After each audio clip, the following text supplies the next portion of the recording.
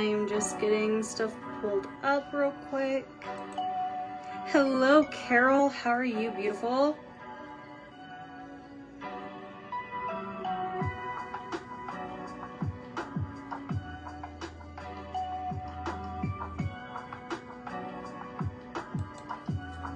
I'm gonna give it just a couple minutes. That way it gives a chance for people to pop on. So around 6:10, I'm gonna go ahead and get started.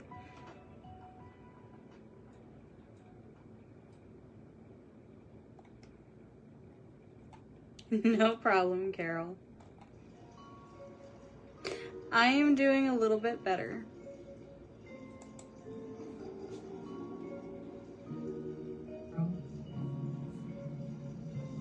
I am doing a little bit, and of course my computer would be loud.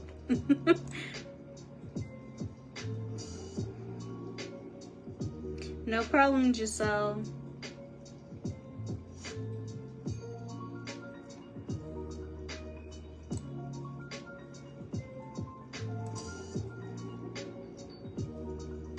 All right, I'm gonna go ahead and get started because I don't want to wait too long. So welcome to Lucid Dreaming Magic. We are going to go over kind of what lucid dreaming is. You're not Lady Tina, and how it ties into witchcraft and things like that. So lucid dreaming is, think of it as a magical gateway, if you will. Lucid dreaming is a state of becoming aware that one is dreaming while still inside the dream.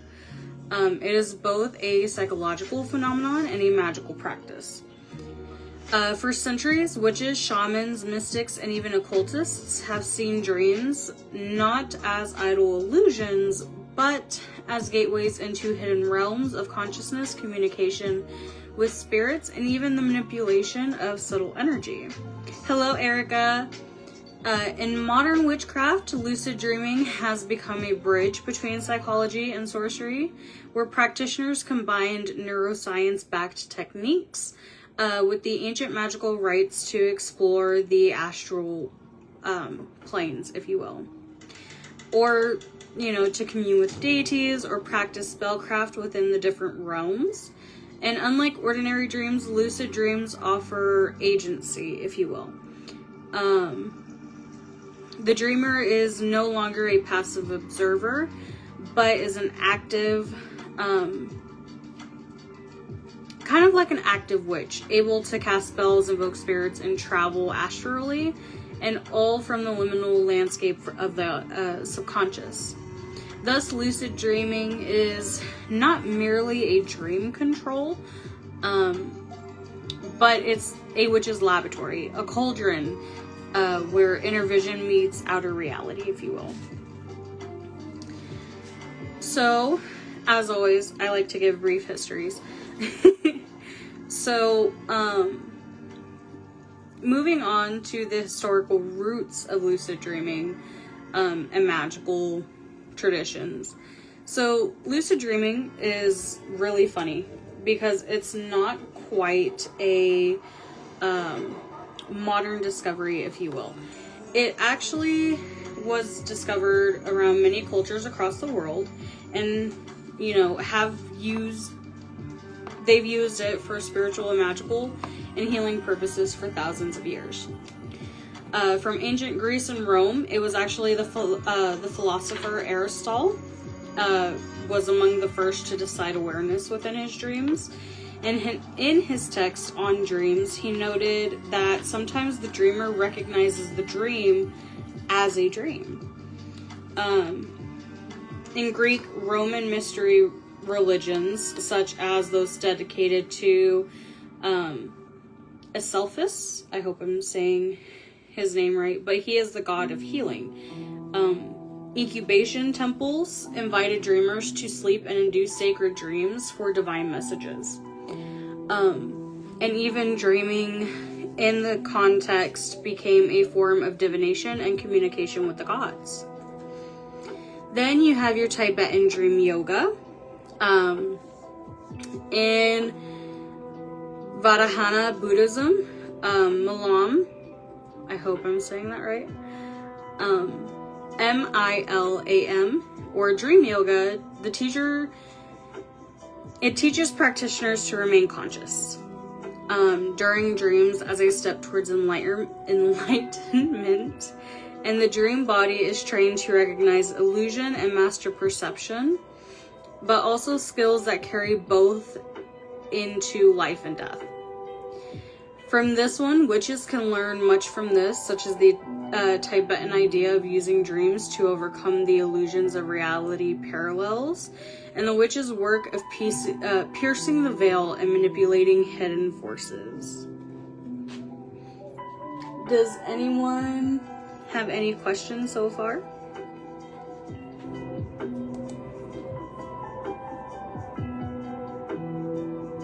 Or if I'm going too fast, please let me know.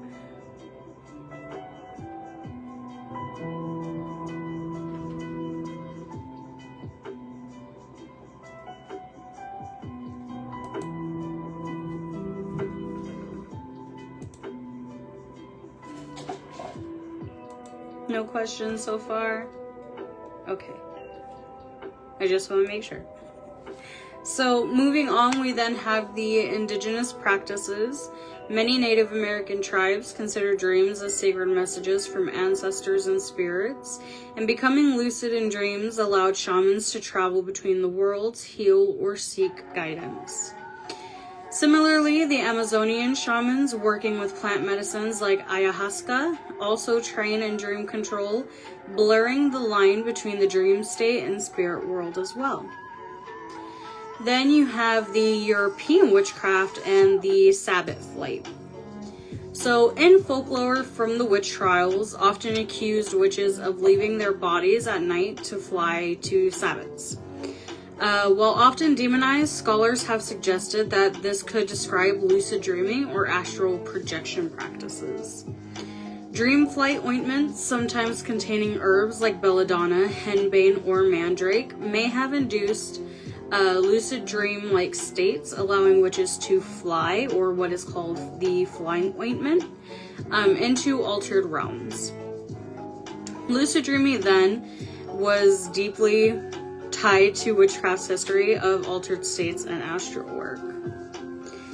And because you guys have liked so far my spicy knowledge, or psychology if you will, I went ahead and put a little bit of the science of lucid dreaming and its magical implications in here too.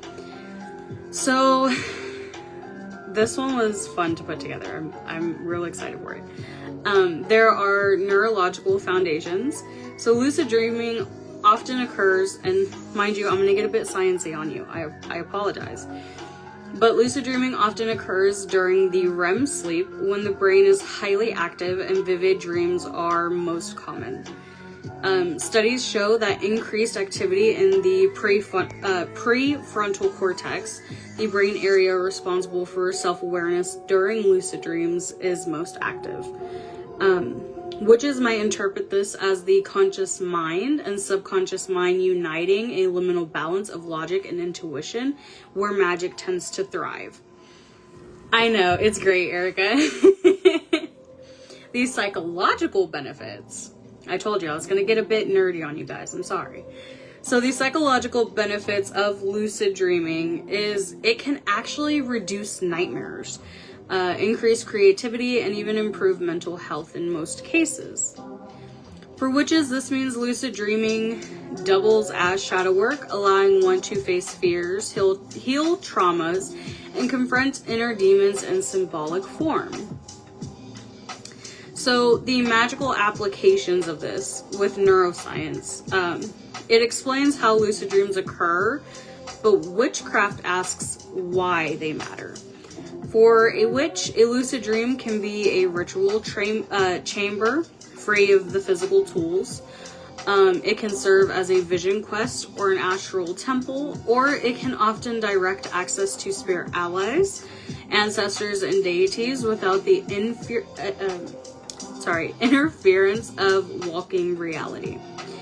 Thus, lucid dreaming is not merely science or psychology, but it is a magical art form bridging the worlds together.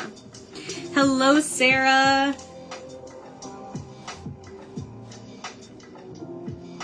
That one I don't know, Carol, but I will gladly look into it for you. So we have next is the dream preparation in witchcraft. So before entering lucid dreams, witches often prepare the body, mind, and sacred space. Or if you're like me and you're crazy and you know that you're not supposed to be doing certain things, but you just fall asleep and do them anyway, then pay attention. I'm joking. But witches often prepare. I don't, because sometimes it happens and I don't prepare.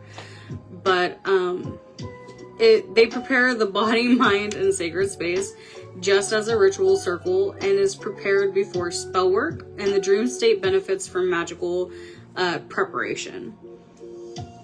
No problem, love. So dream journals are huge. I know I talk about journaling a lot, but dream journals are huge. So, as we all know, a dream journal is where we keep a book of dreams, ideally a dedicated grimoire, where dreams are recorded daily. Recording dreams trains the subconscious to value them, making lucid dreaming more likely. And from a magical lens, the practice also creates a catalog of omens, if you will, and messages from the spirit world. Then you have your herbal allies. So these are herbs that have been long used to deepen dreaming. As always, please do your own research, my loves. And don't take anything if you're not comfortable. Please, please, please. But mugwort, we all know it, we all love it, is a classic dreaming herb. It is often smoked, burned as incense, or placed under pillows to enhance the dream vividness and prophetic qualities. We also have blue lotus, which is used in Egyptian temple rites. It enhances lucidity and mystical visions as well. Then we have, I always mess this one up. It's Kala Zakarachi? Zatechicichi.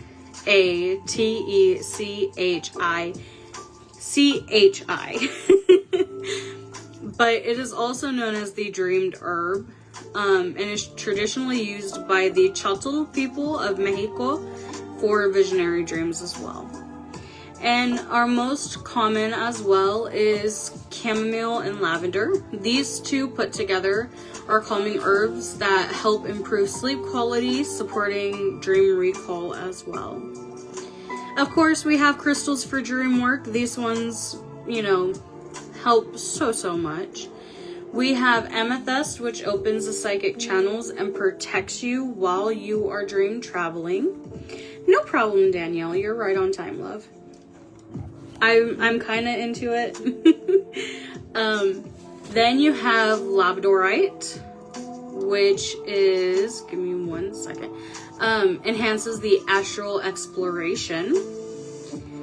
Then we have moonstone, which connects lunar energy and dream intuition. It's okay, Angie. You're perfectly fine, love. I am just pulling up my questions really quickly. Sorry about that. My husband called. And moonstone. I think I said that already. Moonstone connects to lunar energy and dream intuition as well. You place these under your pillow or in a sachet to influence dream space. And for ritual preparations, you could always create a dream circle before sleep, a quick visualization of protective light around your bed, or you can set an intention, much like a spell, before bed tonight. Like, for example, tonight I will awaken in my dream and remember. You could also call upon deities of dreams or sleep, such as Morpheus, Hypnos, Hecate, Nyx, or your personal spirit guides as well. But all in all, the preparation just ensures that the lucid dream is not random, but sacred and magical. I know amethyst and labradorite are so pretty together, but I do love me some moonstone. Some techniques for inducing lucid dreams. So, hear me out when I say this. Learning to lucid dream is a skill. And because I say this, or the reason I say this, is because just like a witch trains to cast circles or calling in the elements or scrying or, casting spells or whatever, the dreamer must also train the mind to awaken within the dream. Which is why the first one, which is dream recall, is really, really important. It matters because you cannot become lucid in dreams if you don't remember them. And strengthening that dream recall is the foundation of all lucid dreaming work. Even astral projection too. Especially because you're leaving your body in a lot of cases when it comes to lucid dreaming and astral projection. The magical layer of it, though, is recording dreams itself is also a magical act. Each dream journal becomes a spell book of symbols and visions and messages from spirits. And if, say, they were your spirit guides, or you are getting a message from a deity, you know exactly which one it is, depending on the symbols and visions that you get from it. So over time, the patterns will emerge, such as animals, numbers, or landscapes that will act as personal omens as well.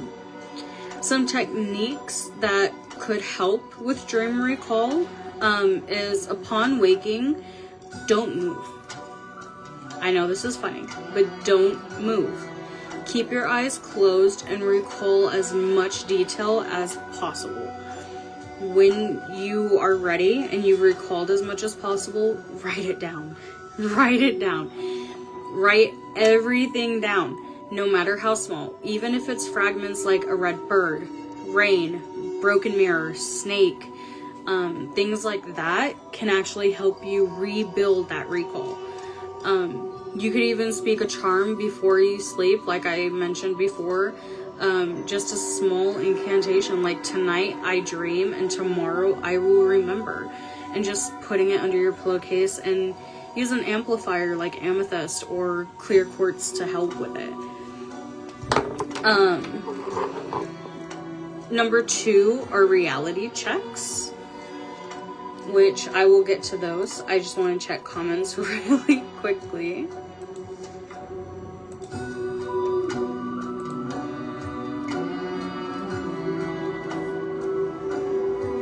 Yeah, I've heard that a lot, Erica. Like, a lot of people can't recall unless it's like something really, really important.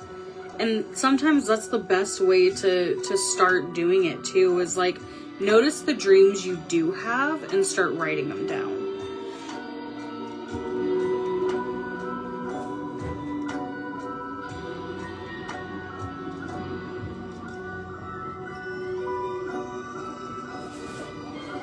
Don't mind me, I am just reading comments.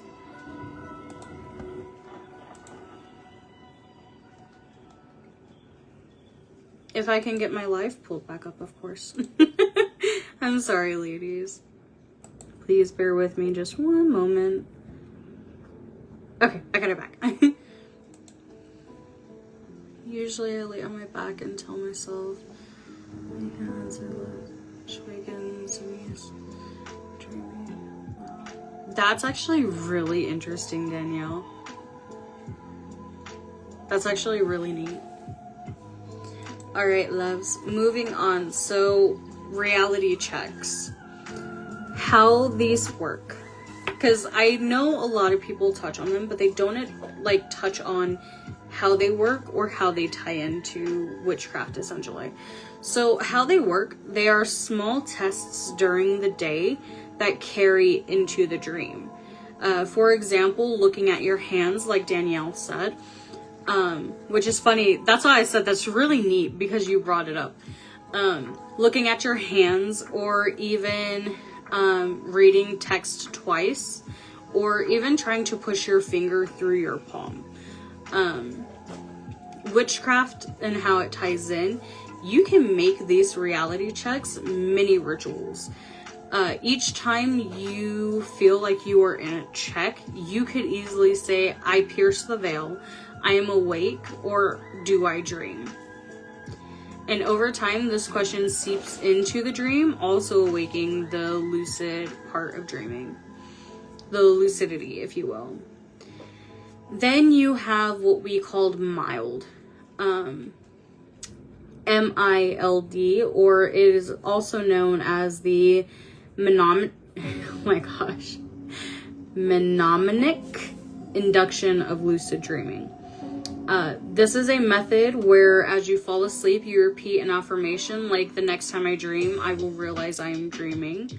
And in a witchcraft twist of it, you can empower the affirmation as a spell. You can write it down on paper, or charge it with lunar energy, or inscribe it on a candle and let it burn while you sleep. Then you have the WBTB, which is wake back to bed.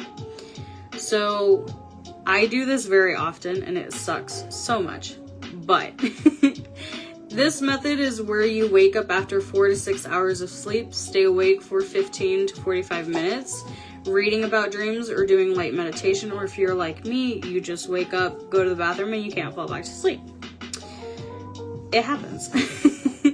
But this is where the mind remains alert while the body drifts into a REM sleep, increasing the lucid dreaming, which is a lot of the reason why I have lucid dreams, because I wake up in the middle of the night, go to the bathroom, come back, start doing things, and then I fall back to sleep while doing them.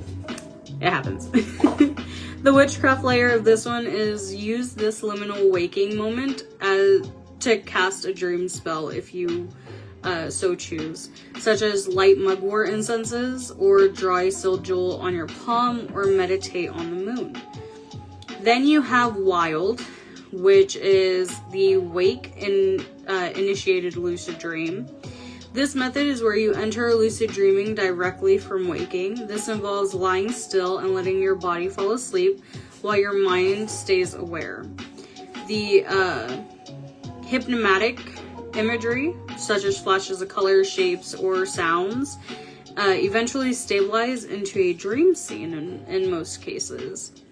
The magical application for this one is this is one of the closest gateways to astral projection, which is often seen as stepping through the veil consciously, while protective wards are vital for this one, since you are moving through vulnerable states. Then you have external aids, these being like herbal teas and smokes, such as your mugwort, your blue lotus, your valerian, or the zalachichi,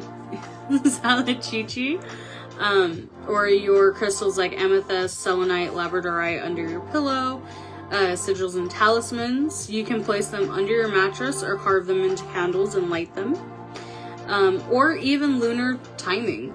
So this is actually perfect timing because we have the lunar eclipse today. But dreams are much stronger, at least for me, near the full moon, and also when psychic energy peaks. The dark moon, or the new moon, or an eclipse if you so choose, is much better for shadow work and often tends to more lucid dreaming as well. But by combining psychology and witchcraft, the dreamer becomes both a scientist of the mind and a magician of the astral. Does anyone have any questions so far?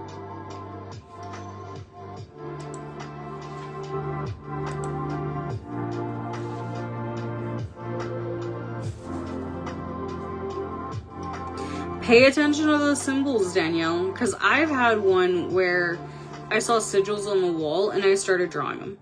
I drew them as soon as I woke up. And they were weird too.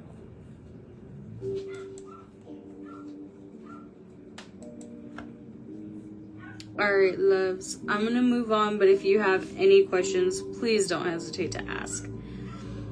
So, what are the magical uses of lucid dreaming? So, once lucidity is achieved, and the dreamer becomes the witch in full power, or like the witch not masters it, but gets to a point where it comes easy to them. The dream realm is basically clay. And the intent that you want your dream is a sculptor. You can do so many things, like spell casting in dreams. In lucid dreams, energy responds instantly to thought. This makes an excellent place to practice your spells. For example, if you visualize a protective ward or a symbol, and you watch it form around your house, there's your protection right there. And you are able to go freely do what you need to do. Another example, I should say, is you can conjure a sigil in the sky and charge it with dream energy. Many witches find that dream spells often bleed through life, creating a subtle but real result as well. Sorry, I hope I'm back.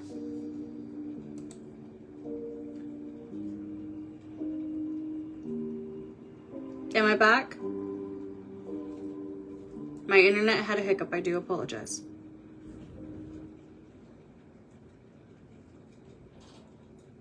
Okay, just making sure.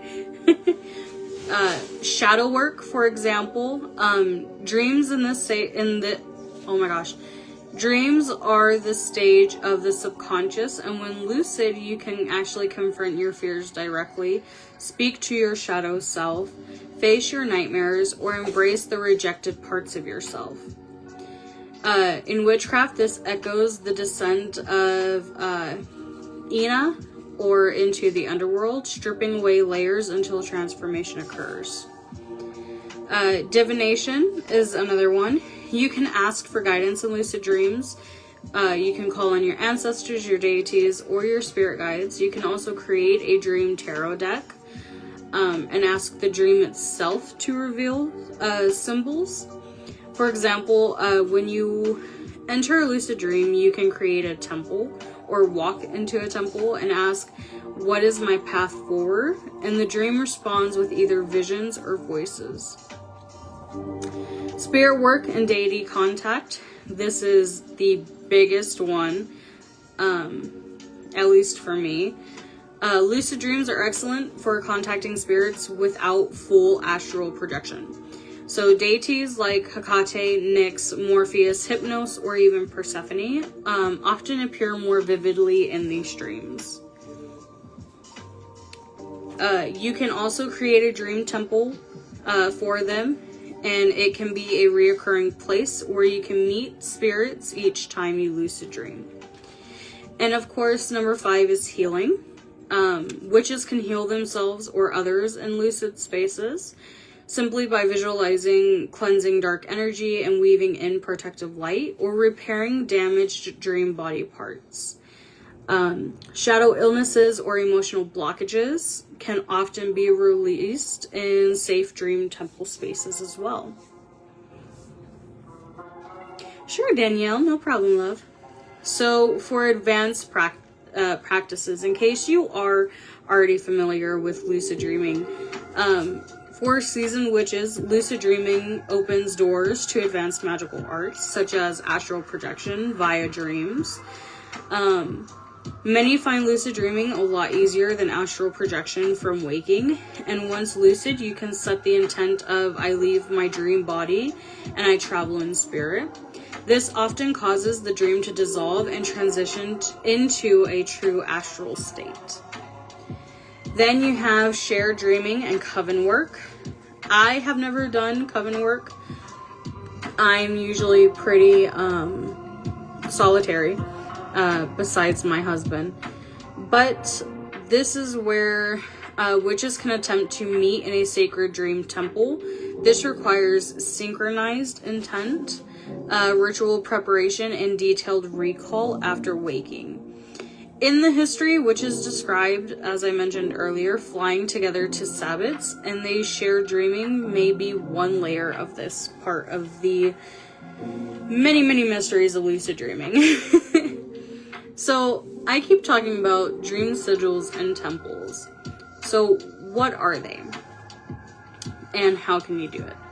So, construct a dream temple is where it is a reoccurring location filled with your tools, altars, or even magical objects that you dream of or put into your dream state.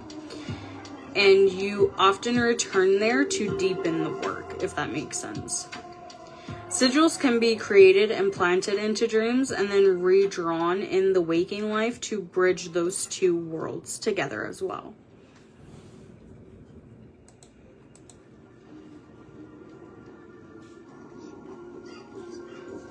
Yeah, Angie, when I saw this, I knew I had to include it, but I wasn't sure if I was going to sound absolutely insane for mentioning it. But I'm glad somebody had that experience.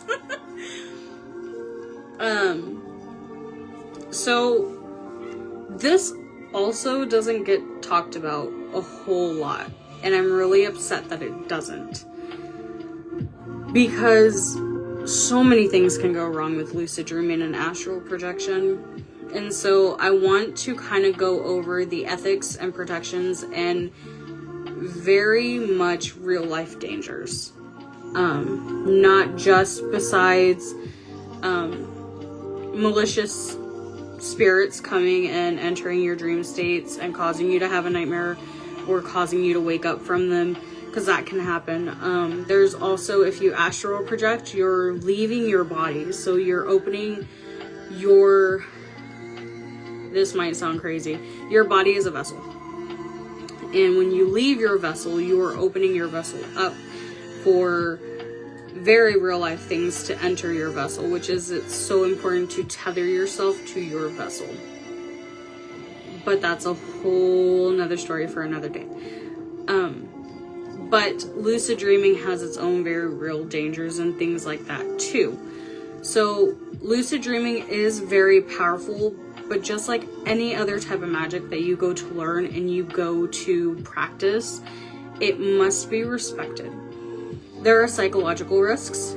Overindulgence of a lucid dream can cause fatigue or even blurred boundaries in between the waking and the dreaming.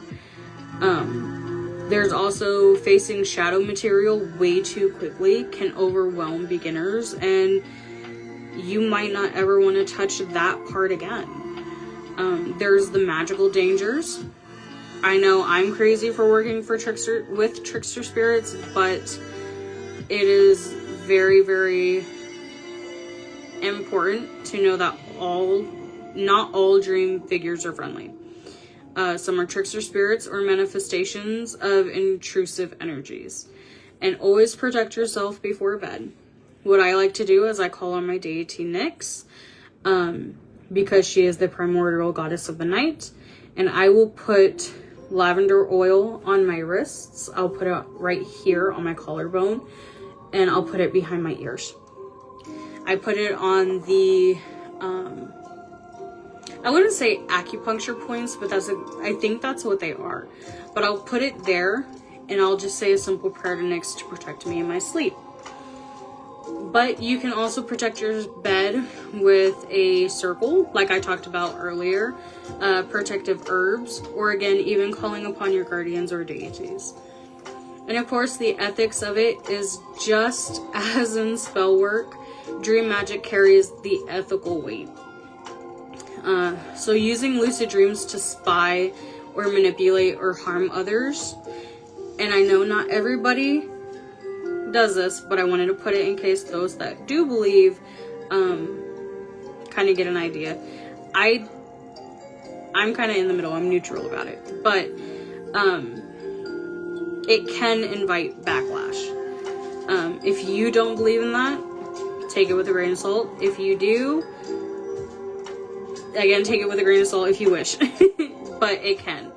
And this is why it's important to teach that the dream world through liminal, or teachers teach students that the dream world through liminal can still answer to the universal currents of intent and consequence, if you so will. Does anyone have any questions before I get to the books and resources?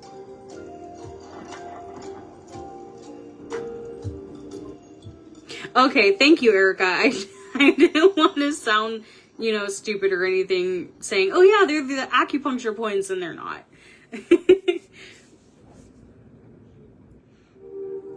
I know this is a short one, and I hope I gave you guys enough information to explore more. Because honestly, I wish I had this when I was learning all this. Instead, I had my mom, who was very spiritual in her own way, and warned me and all sorts of things. Alright, lovelies, so I'm going to go ahead and give you some resources. It's a bit of a mix of scientific, occult, and witchcraft-focused books, but I wanted to include them because I know you guys like books. So, on the lucid dreaming for psychology and science, if you want to look more into that, there's Exploring the World of Lucid Dreaming by Stephen LaBerge and Howard Rheingold. There is also Lucid Dreaming, Gateway to the Inner Self from Robert Wagner, and Are You Dreaming by Danielle Love. It's okay. Thank you for joining me, Carol. Thank you, Angie. On witchcraft, dream work, and magic, of course, there's a ton of books out there, but these are a few of my favorite. So there is Dreaming the Soul Back Home. This is shamanic dream work if you wish to check it out. Again, if you haven't watched my Shaman Live, please go watch it, please. But it is by Robert Moss. There's also Conscious Dreaming by Robert Moss. You'll see I really like his work. There's also The Way of the Shaman by Michael Harner. The Witch's Book of Spirits by Devin Hunter. And The Dream Witchery Practices for Magical Dream Work. It's more of a fictional title, but I can compile some resources if you would like. So just let me know if you would like that one.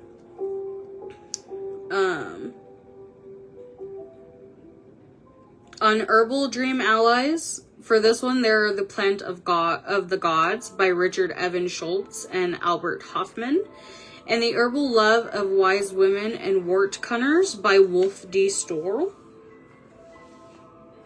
And those are all the books I have for you guys. In conclusion to this live, lucid dreaming is more than a curiosity in my book. I hope that everyone treats it as a magical discipline, if you will. A craft of the night. For a lot of us witches, it provides a safe temple for practice, a mirror for shadow work, a bridge to deities, spirits, and astral, and a cauldron of creativity and spell casting. By uniting the science of the mind with the art of witchcraft, lucid dreaming becomes both a tool of empowerment and a sacred path of initiation. And, of course, as with all witchcraft, mastery comes through practice, patience, and the respect for the unseen. Does anyone have any questions for me?